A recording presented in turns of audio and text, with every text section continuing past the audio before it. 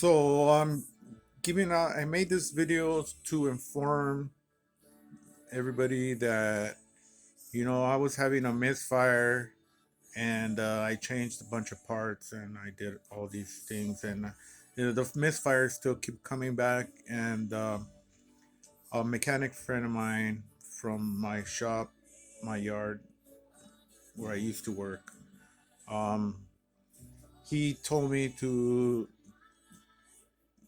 which I should have listened to him from the beginning, was make sure that everything was connected, and do a thorough inspection. And so I finally did it, and I even got a can of carb cleaner and started spraying around my engine manifold and around the carburetor.